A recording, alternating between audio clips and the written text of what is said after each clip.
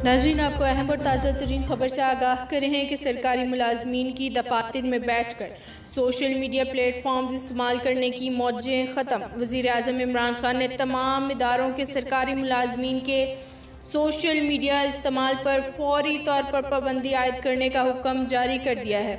मज़ीद तफसीलात जानने से पहले हमारे चैनल लोकल व्यूज़ टीवी को ज़रूर सब्सक्राइब कर लें।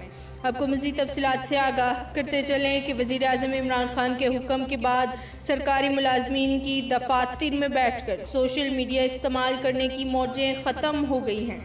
अब वज़ीर आज़म इमरान खान ने हुक्म जारी किया है कि तमाम सरकारी इदारों में सोशल मीडिया के इस्तेमाल पर फौरी तौर पर पाबंदी आयद की जाए। वज़ीर आज़म की हिदायत पर एस्टेब्लिशमेंट डिवीज़न ने ऑफिस मेमोरेंडम जारी कर दिया है, जिसमें यह बताया गया है कि सरकारी मालूमात और दस्तावेज़ अफशा होने से रोकने के लिए ये कदम उठाया गया है। ये थी अब तक की लोकल व्यूज़ ताज़ा तरीन। मज़ीद किसी भी अपडेट से बाखबर रहने के लिए हमारे चैनल लोकल व्यूज़ टीवी को ज़रूर सब्सक्राइब करें।